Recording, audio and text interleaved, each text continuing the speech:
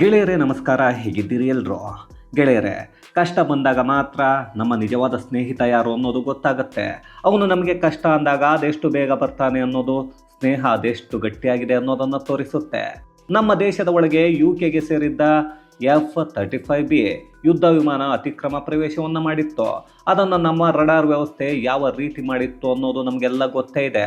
ಆದರೆ ಈಗ ಅಮೆರಿಕ ನೋಡಿದರೆ ನಿಮಗೆ ಏನು ಬೇಕೋ ಎಲ್ಲವನ್ನ ಕೊಡ್ತೀವಿ, ನಮ್ಮ F-35B ಯುದ್ಧ ವಿಮಾನವನ್ನು ವಾಪಸ್ ಕಳಿಸಿಕೊಡಿ ಅನ್ನೋದನ್ನು ಕೇಳಿಕೊಳ್ತಾ ಇದೆ. F-35B ಅನ್ನೋದು 5th ಜನರೇಷನ್ ಯುದ್ಧ ವಿಮಾನ. ಅದರ ಟೆಕ್ನಾಲಜಿ ಇನ್ನೂ ನಮ್ಮ ಬಳಿ ಇಲ್ಲ. ಆದರೂ ಅಲ್ಲಿ ಏನೆಲ್ಲ ಆಗಿದೆ ಅನ್ನೋದು ಭಾರತಕ್ಕೆ ಗೊತ್ತಾಗಿದ್ದು ಹೇಗೆ? ಅದರ ಡೇಟಾವನ್ನು ಭಾರತಕ್ಕೆ ತೆಗೆದುಕೊಟ್ಟವರು ಯಾರು? ಇಂತಹ ಬಹಳಷ್ಟು ಪ್ರಶ್ನೆಗಳು ಬಹಳಷ್ಟು ಜನರನ್ನು ಕಾಡ್ತಾನೆ ಇರುತ್ತವೆ. ಅದಕ್ಕೆಲ್ಲ ಈಗ ಉತ್ತರಗಳು ಸಿಗ್ತಾ ಇವೆ. ಹಾಗಾಗಿ ಇಲ್ಲಿ ಅಮೆರಿಕ ಕೂಡ ಒಂದಷ್ಟು ಆಫರ್ಗಳನ್ನು ಭಾರತಕ್ಕೆ ಕೊಟ್ಟಿದೆ ಅನ್ನೋ ಸುದ್ದಿಗಳು ಬರ್ತಾ ಇವೆ. ಹಾಗಾದರೆ ಭಾರತಕ್ಕೆ ಸಹಾಯವನ್ನು ಮಾಡ್ತಾ ಇರೋ ಮಿತ್ರ ರಾಷ್ಟ್ರ ಯಾವುದು? ಭಾರತದ ವಿರುದ್ಧ ಅಮೆರಿಕ ಮತ್ತು ಬ್ರಿಟನ್ ಮಾಡೋಕ್ಕೆ ಹೊರಟಿದ್ದೇನೋ? ಇಲ್ಲಿ ಭಾರತಕ್ಕೆ ಟ್ರಂಪ್ ಈಗ ಕೊಡ್ತಾ ಇರೋ ಆಫರ್ ಆದರೂ ಏನು? ಒಂದು ಯುದ್ಧ ವಿಮಾನಕ್ಕೆ ಅಷ್ಟೊಂದು ಆಫರ್ ಕೊಡ್ತಾ ಇರೋದಾದರೂ ಯಾಕೆ? ಎಲ್ಲವನ್ನ ಈ ವಿಡಿಯೋದಲ್ಲಿ ನೋಡ್ಕೊಂಡು ಬರೋಣ ಬನ್ನಿ. ಗೆಳೆಯರೇ, UK ಸೇರಿದ್ದ F-35B ಯುದ್ಧ ವಿಮಾನ ಅರಬ್ಬಿ ಸಮುದ್ರದಲ್ಲಿ ಯುದ್ಧಾಭ್ಯಾಸ ಮುಗಿಸಿ ವಾಪಸ್ ಹೋಗಬೇಕಾಗಿತ್ತು. ಆದರೆ ಅದು ಅಲ್ಲಿ ವಾಪಸ್ ಹೋಗೋದನ್ನು ಬಿಟ್ಟು ಬಂದಿದ್ದು ಮಾತ್ರ ಭಾರತದ ವಾಯು ಪ್ರದೇಶಕ್ಕೆ. ಅಲ್ಲಿ ನಮ್ಮ ಏರ್ ಡಿಫೆನ್ಸ್ ಸಿಸ್ಟಮ್ಸ್ IACCS ಅಂದರೆ integrated air command and control system ಇದನ್ನು ಪತ್ತೆ ಹಚ್ಚುತ್ತೆ. ನಮ್ಮ ರಡಾರ್ F-35 ಯುದ್ಧ ವಿಮಾನವನ್ನೇ ಜಾಮ್ ಮಾಡುತ್ತೆ. ಆಗ ಇಂಧನ ಖಾಲಿಯಾಗಿದೆ ಅನ್ನೋ ಸುಳ್ಳನ್ನು ಹೇಳಿ ಕೇರಳದಲ್ಲಿ ಅದನ್ನು ಲ್ಯಾಂಡ್ ಕೂಡ ಮಾಡಲಾಗತ್ತೆ. ಆದರೆ ಅಲ್ಲಿದ್ದ ಅಸಲಿಯತ್ತು ಬೇರೆ ಆಗಿತ್ತು. ಅದೆಲ್ಲವೂ ಈಗಾಗಲೇ ಭಾರತಕ್ಕೆ ಗೊತ್ತಾಗಿದೆ. ಆದರೂ ಬಹಳಷ್ಟು ಜನರಿಗೆ ಇರೋ ಅನುಮಾನ ಅಂದರೆ F-35 ಅನ್ನೋದು 5th ಜನರೇಷನ್ ಸ್ಟೆಲ್ತ್ ಯುದ್ಧ ವಿಮಾನ. ಆದರೆ ನಮ್ಮ ಬಳಿ ಆ ಟೆಕ್ನಾಲಜಿ ಇಲ್ಲ. ಇದು ಯಾಕೆ ಈ ಲ್ಯಾಂಡಿಂಗ್ ಆಗಿದೆ, ಅಲ್ಲಿ ಏನಾಗಿದೆ, ಅದನ್ನು ಡಿಕೋಡ್ ಮಾಡೋಕ್ಕೆ ಹೇಗೆ ಸಾಧ್ಯ ಆಯಿತು ಅನ್ನೋದು ಇರೋ ಪ್ರಶ್ನೆಗಳು. ಆದರೆ ಇದಕ್ಕೆಲ್ಲ ಉತ್ತರ ಅಂದರೆ ನಮ್ಮ ಬಳಿ ಸದ್ಯಕ್ಕೆ 5th ಜನರೇಷನ್ ಯುದ್ಧ ವಿಮಾನದ ಟೆಕ್ನಾಲಜಿಯನ್ನು ಈಗ ರೆಡಿ ಮಾಡ್ತಾ ಇದ್ದೀವಿ. ಅಂಥದ್ರಲ್ಲಿ ನಮಗೆ F-35B ಡೇಟಾ ಆಗಲಿ, ಬ್ಲ್ಯಾಕ್ ಬಾಕ್ಸ್ ಆಗಲಿ ಅಥವಾ ಅದನ್ನು ಡಿಕೋಡ್ ಮಾಡೋದಾಗಲಿ ಸಾಧ್ಯ ಇಲ್ಲ ಅಂತ ಅಲ್ಲ, ಆಗತ್ತೆ. ಆದರೆ ಟೆಕ್ನಾಲಜಿ ಇರೋರು ಒಂದು ದಿನ ಮಾಡೋ ಕೆಲಸವನ್ನು ನಮ್ಮ ತಜ್ಞರ ತಂಡ 3 ದಿನ ಅಥವಾ 4 ದಿನ ಮಾಡಬೇಕಾಗತ್ತೆ. ಆದರೆ ಇಲ್ಲಿ ಮಾತ್ರ ಭಾರತ ಅದೆಷ್ಟು ಬೇಗ F-35 ಯುದ್ಧ ವಿಮಾನವನ್ನು ಡಿಕೋಡ್ ಮಾಡಿತ್ತು, ಜೊತೆಗೆ ಅದರ ಡೇಟಾವನ್ನು ತಗೊಂಡಿತ್ತು ಅಂದರೆ ಅಮೆರಿಕ ಕೂಡ ನಡುಗೋ ಹಾಗೆ ಮಾಡಿತ್ತು. ಆದರೆ ಅದಕ್ಕೆ ಕಾರಣ ಕೇವಲ ಭಾರತ ಮಾತ್ರ ಅಲ್ಲ, ನಮ್ಮ ಆಪ್ತ ಮಿತ್ರ ಅಂತ ಹೇಳೋ ರಾಷ್ಟ್ರ ರಷ್ಯಾ. ನಿಜ, ಯಾಕಂದರೆ ನಮ್ಮ ಬಳಿ 5th ಜನರೇಷನ್ ಟೆಕ್ನಾಲಜಿ ಇಲ್ಲ. ಇರೋದು ಕೇವಲ ಅಮೆರಿಕ, ಚೈನಾ, ರಷ್ಯಾದ ಬಳಿ. ಇಲ್ಲಿ ಮೊದಲು ಈ ಯುದ್ಧ ವಿಮಾನ UK ಸೇರಿದ್ದು. UKಯನ್ನು ಮೊದಲು ಅದರ ಡೇಟಾವನ್ನು ಕೇಳುತ್ತೆ ಭಾರತ. ಬ್ರಿಟನ್ ಕೂಡ ಮೊದಲು ಕೊಡೋದಕ್ಕೆ ಒಪ್ಕೊಂಡಿತ್ತು. ಆದರೆ ಅಮೆರಿಕದ ಟ್ರಂಪ್ ಅಣ್ಣ ಇದ್ದಾನಲ್ಲ, ಅದನ್ನು ತಿರಸ್ಕಾರ ಮಾಡ್ತಾನೆ. ಇಲ್ಲಿ UK ಸೇರಿರೋ ಯುದ್ಧ ವಿಮಾನ ಆದಮೇಲೆ ಈ ಅಮೆರಿಕಾಗೆ ಅದೇನು ಕಷ್ಟ ಅನ್ನೋದು ಕೆಲವರಿಗೆ ಅನುಮಾನ ಬರಬಹುದು. ಇಲ್ಲಿ ಯುದ್ಧ ವಿಮಾನವನ್ನು ತಯಾರು ಮಾಡೋದು ಅಮೆರಿಕ. ಅದೇನೇ ಇದ್ರೂ ಅಮೆರಿಕವನ್ನು ಕೇಳಿಯೇ ಕೊಡಬೇಕು. ಎಲ್ಲ ಕಂಟ್ರೋಲ್ಗಳು ಕೂಡ ಅಮೆರಿಕದ ಬಳಿ ಇರುತ್ತವೆ. ಇಲ್ಲಿ ಅಮೆರಿಕ ಗೂಢಚಾರಿಕೆಯನ್ನು ಮಾಡೋಕೆ ಕಳಿಸಿದೆ ಅನ್ನೋದು ನಿಜ. ಅಂದಮೇಲೆ ಅದರ ಡೇಟಾ ಕೊಟ್ಟು ಅವರು ತಾನೇ ಯಾಕ್ರಿ ಹೊಡಿಸ್ಕೊಳ್ತಾರೆ? ಹಾಗಾಗಿ ಕೊಡಲೇ ಇಲ್ಲ. ಯಾಕಂದರೆ ಈಗಾಗಲೇ ಅಮೆರಿಕ ಈ ಯುದ್ಧ ವಿಮಾನವನ್ನು ಹೊರಗೆ ಮಾರಾಟ ಮಾಡೋಕ್ಕೆ ಭಯವನ್ನು ಪಡೋ ಹಾಗೆ ಮಾಡಿದೆ ಭಾರತ. ಇಲ್ಲಿ ಈ ಯುದ್ಧ ವಿಮಾನವನ್ನು ತುಂಬಿಕೊಂಡು ಹೋಗೋಕೆ ಅಮೆರಿಕದ C-7 ಗ್ಲೋಬ್ ಮಾಸ್ಟರ್ ಕೂಡ ಬಂದಿತ್ತು. ಅದನ್ನು ಭಾರತ ನಿರಾಕರಣೆ ಮಾಡಿತ್ತು. ಅದನ್ನು ಹ್ಯಾಂಗರ್ಗೆ ಕೂಡ ಭಾರತ ಹಾಕಿತ್ತು. ಇದನ್ನು ಡಿಕೋಡ್ ಮಾಡೋಕ್ಕೆ ಸ್ವಲ್ಪ ಕಷ್ಟ ಆಯಿತು. ಅದಕ್ಕೆ ಕಾರಣ ಇದು 5th ಜನರೇಷನ್ ಟೆಕ್ನಾಲಜಿ ಇರೋ ಫೈಟರ್ ಜೆಟ್. ಹಾಗಾಗಿ ಇದನ್ನು ಡಿಕೋಡ್ ಮಾಡಬೇಕು ಅಂದರೆ, ಇದರ ಡೇಟಾ ಹೊರಗೆ ತರಬೇಕು ಅಂದರೆ ಅದೊಂದು ದೊಡ್ಡ ಚಾಲೆಂಜ್ ಆಗಿತ್ತು. ಇಲ್ಲಿ ಭಾರತ ತನ್ನ ಯುದ್ಧ ನೀತಿಯನ್ನು ಈಗಾಗಲೇ ಬದಲಾವಣೆ ಮಾಡಿಕೊಂಡಿದೆ. ಇಲ್ಲಿ ಗ್ರೇಟ್ ಬ್ರಿಟನ್ ಏನಿದೆ, ಅಯ್ಯೋ ಇದ್ಯಾವ ಗ್ರೇಟು, ನಮ್ಮ ದೇಶವನ್ನೇ ದೋಚಿ ಕಳ್ತನ ಮಾಡಿದವರು. ಇರಲಿ ಬಿಡಿ. ಆದರೂ ಅವರೇನೋ F-35 ಸೇರಿರೋ ಎಲ್ಲವನ್ನು ಕೊಡ್ತೀವಿ ಅನ್ನೋದನ್ನು ಹೇಳ್ಕೊಂಡಿತ್ತು. ಏನು ಮಾಡೋದು, ವಿಶ್ವದ ದಡ್ಡಣ್ಣ ಅದೆಲ್ಲ ಕೊಡಬಾರ್ದು, ಅದೇನಾಗುತ್ತೋ ನೋಡೇ ಬಿಡೋಣ ಅನ್ನೋದನ್ನು ಟ್ರಂಪ್ ತಾತ ಹೇಳ್ಕೊಂಡಿದ್ರು. ಈಗ 5th ಜನರೇಷನ್ ಟೆಕ್ನಾಲಜಿ ನಮ್ಮ ಹತ್ರ ಇಲ್ಲ. ಯಾವಾಗ ಭಾರತ ಇಲ್ಲಿ ಹ್ಯಾಂಗರ್ಗೆ ಹಾಕೋಕ್ಕೆ ಯೋಚನೆಯನ್ನು ಮಾಡುತ್ತೋ ಅಷ್ಟೊತ್ತಿಗಾಗಲೇ ರಷ್ಯಾ ಅಲ್ಲಿ ತಯಾರಿ ಮಾಡಿಕೊಂಡು ಭಾರತದ ಕರೆಗಾಗಿ ಕಾಯ್ತಾ ಇತ್ತು, ಭಾರತದ ಕಡೆಗೆ ನೋಡ್ತಾ ಇತ್ತು. ಯಾಕಂದರೆ ರಷ್ಯಾ ಬಳಿ ಈಗಾಗಲೇ 5th ಜನರೇಷನ್ ಟೆಕ್ನಾಲಜಿ ಇದೆ. ಆದರೂ ಭಾರತ ನಾವೇ ಒಂದು ಬಾರಿ ಡಿಕೋಡ್ ಮಾಡೋಣ ಅನ್ನೋ ಪ್ರಯತ್ನವನ್ನು ಮಾಡುತ್ತೆ. ಆದರೆ ಭಾರತ ಅಷ್ಟೊಂದು ರಿಸ್ಕನ್ನು ತಗೊಳ್ಳೋದು ಬೇಡ ಅಂತ ರಷ್ಯಾಕ್ಕೆ ಒಂದೇ ಒಂದು ಕಾಲ್ ಮಾಡುತ್ತೆ. ರಷ್ಯಾ, ಅಯ್ಯೋ ಮಿತ್ರ, ನಾನು ಈಗಾಗಲೇ ಸಿದ್ಧತೆಯನ್ನು ಮಾಡ್ಕೊಂಡಿದ್ದೀನಿ, ಬರ್ತಾ ಇದ್ದೀನಿ ಅಂತ ಅಲ್ಲಿಂದ ಹೊರಡುತ್ತೆ. ಅಲ್ಲಿ ರಷ್ಯಾ 5th ಜನರೇಷನ್ ಫೈಟರ್ ಜೆಟ್ಟನ್ನು ಡಿಕೋಡ್ ಮಾಡೋಕ್ಕೆ ಬೇಕಾದ ಎಲ್ಲ ಮಿಷನರಿಗಳು, ಅಡ್ವಾನ್ಸ್ ಟೆಕ್ನಾಲಜಿಯ ಸಿಸ್ಟಮ್ಗಳನ್ನು ಭಾರತಕ್ಕೆ ರವಾನೆ ಮಾಡುತ್ತೆ. ಇಲ್ಲಿ ಭಾರತ ಡೇಟಾ ರೆಕಾರ್ಡ್ ತಗೊಳ್ಳೋ ಪ್ರಯತ್ನ ಮಾಡಿದರೆ 4ರಿಂದ 5 ದಿನ ಆಗ್ತಾ ಇತ್ತು. ಆದರೆ ರಷ್ಯಾದ ತಂಡ ಬಂದಿದ್ದರಿಂದ ಕೇವಲ 2 ದಿನಗಳಲ್ಲಿ ಡೇಟಾ ಭಾರತದ ಕೈಗೆ ಸಿಗತ್ತೆ. ಆಗಲೇ ಅಮೆರಿಕದ ನಾಟಕ ಹೊರಗೆ ಬರೋಕ್ಕೆ ಶುರುವಾಗುತ್ತೆ. ಇಲ್ಲಿ ಡಿಕೋಡ್ ಮಾಡಿದಾಗ ಗೊತ್ತಾಗಿದ್ದು ಅಂದರೆ, ಮೊದಲು ಪೈಲಟ್ ಹೇಳಿದ್ದು ಇಂಧನ ಖಾಲಿಯಾಗಿದೆ, ಎಮರ್ಜೆನ್ಸಿ ಲ್ಯಾಂಡಿಂಗ್ ಮಾಡಬೇಕು ಅಂತ.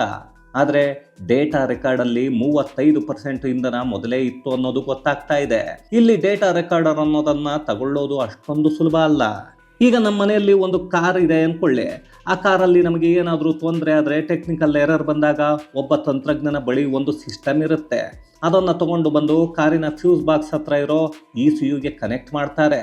ಅಲ್ಲಿ ಕನೆಕ್ಟ್ ಆದ ತಕ್ಷಣ DTC ಅಂದರೆ ಡಿಜಿಟಲ್ ಟೆಕ್ನಿಕಲ್ ಕೋಡ್ ಬರುತ್ತವೆ. ಅದೇ ಕೆಲಸವನ್ನು ಭಾರತ ಕೂಡ ಇಲ್ಲಿ ಮಾಡಿತ್ತು. ಇಲ್ಲಿ ಯಾವಾಗ ಡಿಕೋಡ್ ಮಾಡಿದ್ರು ಆಗ ಅಚ್ಚರಿಯ ಸಂಗತಿಗಳು ಹೊರಗೆ ಬರ್ತಾ ಹೋದ್ವು. ಮೊದಲಿಗೆ ಇಂಧನ 35% ಇತ್ತು. ಎರಡನೆಯದ್ದು, ಈ F-35ಗೆ ಯಾವುದೇ ಟೆಕ್ನಿಕಲ್ ಪ್ರಾಬ್ಲಮ್ ಇರಲೇ ಇಲ್ಲ, ಎಲ್ಲವೂ ಸರಿ ಇತ್ತು ಅನ್ನೋದು ಗೊತ್ತಾಗತ್ತೆ. ಇದು ಯಾವಾಗ ನಮ್ಮ ವಾಯುನೆಲೆಯನ್ನು ಪ್ರವೇಶ ಮಾಡಿತ್ತೋ ಆಗ ಯಾವುದೇ ಪ್ರಾಬ್ಲಮ್ ಇರಲಿಲ್ಲ. ಯಾವಾಗ ನಮ್ಮ ರಡಾರ್ ಜಾಮ್ ಮಾಡಿತ್ತೋ ಆಗ ಎಲ್ಲವೂ ಜಾಮ್ ಆಗಿದೆ ಅನ್ನೋದು ಗೊತ್ತಾಗತ್ತೆ. ಇನ್ನು ಅಲ್ಲಿ ಅದೇನೋ ಆಗೋಗಿದೆ ಸರಿ, ಆದರೆ ಪೈಲಟ್ ಅದೇನು ಪಾಪ ಮಾಡಿದ್ನೋ ಗೊತ್ತಿಲ್ಲ. ಒಬ್ಬ ಆರ್ಮಿ ಪೈಲಟ್ ಕೂಲಿ ಮಾಡೋನ ರೀತಿಯ ಯುದ್ಧ ವಿಮಾನ ಕಾಯ್ತಾ ಇದ್ದಾನೆ. ಈ ಅಮೆರಿಕವನ್ನು ನಂಬಿರೋ ದೇಶದ ಪರಿಸ್ಥಿತಿ ಎಲ್ಲ ಹಿಂಗೆ ಆಗುತ್ತೆ ಬಿಡಿ. ಇಲ್ಲಿ ಎಲ್ಲ ಡೇಟಾವನ್ನು ಭಾರತ ತಗೊಂಡು ನೋಡ್ತಾ ಇದೆ. ಆದರೆ ಅಲ್ಲಿರೋ ಪೈಲಟ್ ಕತೆ ಏನಂತ ಹೇಳಬೇಕು? ಯಾಕಂದರೆ ಇಲ್ಲಿ F-35 ಯುದ್ಧ ವಿಮಾನವನ್ನು ಯಾವುದೋ ಟ್ರೈನಿಂಗ್ ಪೈಲಟ್ಗಳಿಗೆ ಕೊಡಲ್ಲ, ಬಹಳಷ್ಟು ನುರಿತ ಪೈಲಟ್ಗಳಿಗೆ ಕೊಡ್ತಾರೆ. ಆತನಿಗೆ ಭಾರತದ ವಾಯುನೆಲೆಯನ್ನು ಪ್ರವೇಶ ಮಾಡಿದಾಗಲೇ ಗೊತ್ತಾಗಿರುತ್ತೆ ಏನಾಗ್ತಾ ಇದೆ, ಏನಾಗಿದೆ ಅನ್ನೋದು. ಆದರೆ ಕರ್ಮ ಅಂದರೆ ಅವನು ಏನನ್ನು ಹೇಳೋ ಹಾಗೂ ಇಲ್ಲ, ನನಗೆ ಏನಾಗಿದೆ ಅನ್ನೋದನ್ನು ಹೇಳೋದಕ್ಕೂ ಆಗ್ತಾ ಇಲ್ಲ. ಪಾಪ ರೀ, ಒಬ್ಬ ಸೇನೆಯ ಪೈಲಟ್ ಸೆಕ್ಯೂರಿಟಿ ಕೆಲಸವನ್ನು ಭಾರತದಲ್ಲಿ ಬಂದು ಮಾಡ್ತಾ ಇದ್ದಾನೆ. ಇಲ್ಲಿ ಡೇಟಾ ರೆಕಾರ್ಡರ್ ತಗೊಂಡಾಗ ಆ ವಿಮಾನ ಎಲ್ಲೆಲ್ಲಿ ಹೋಗಿದೆ, ಬಂದಿದೆ, ಏನೆಲ್ಲ ಆಗಿದೆ ಅನ್ನೋದು ರಷ್ಯಾದ ಸಹಾಯದಿಂದ ಭಾರತದ ಕೈಗೆ ಸಿಗುತ್ತೆ. ಅದೆಲ್ಲ ಇಲ್ಲಿ ಸಿಕ್ಕ ಮೇಲೆ ಅಲ್ಲೇ ಅಮೆರಿಕಗೆ ಸುಸ್ಸು ಮಾಡೋದಕ್ಕೂ ಆಗದ ರೀತಿ ಆಗೋಗಿದೆ. ಯಾಕಂದರೆ ಅಮೆರಿಕ ಮಾಡಿದ್ದ ಪ್ಲ್ಯಾನ್ ಎಲ್ಲಿ ಗೊತ್ತಾಗುತ್ತೋ ಅನ್ನೋ ಭಯ. ಭಾರತ ಈ ರೀತಿ ಮಾಡುತ್ತೆ ಅನ್ನೋದನ್ನು ಅಮೆರಿಕ ಕೂಡ ಅಂದ್ಕೊಂಡಿರಲ್ಲ. ಆದರೆ ಅಮೆರಿಕ ಅಂದುಕೊಳ್ಳದೇ ಇದ್ದದ್ದನ್ನು ಈಗ ಭಾರತ ಮಾಡಿತ್ತು. ಇನ್ನು ಇದೆಲ್ಲವನ್ನು ತಡ್ಕೊಳ್ಳೋಕೆ ಆಗದ ಟ್ರಂಪ್ ತಾತ ಏನೇನೋ ಮಾತಾಡ್ತಾ ಭಾರತ ಮತ್ತು ರಷ್ಯಾಗೆ ವಾರ್ನಿಂಗ್ ಕೊಡ್ತಾ ಇದ್ದಾರೆ. ಹೀಗೆಲ್ಲ ಮಾಡಿದರೆ ಪರಿಣಾಮ ಸರಿ ಇರಲ್ಲ ಅನ್ನೋ ಎಚ್ಚರಿಕೆಯನ್ನು ಕೊಡ್ತಾ ಇದ್ದಾರೆ.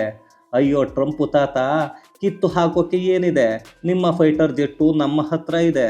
ಗೆಳೆಯರೆ, ಇಲ್ಲಿ ರಷ್ಯಾದಿಂದ ಬಂದಿರೋ ಅಡ್ವಾನ್ಸ್ ಎಕ್ವಿಪ್ಮೆಂಟ್ ಭಾಗಗಳನ್ನು ತೆಗೆದು ಅದರ ಡೀಟೇಲ್ಗಳನ್ನು ಹೊರಗೆ ಇಡ್ತಾ ಇದೆ.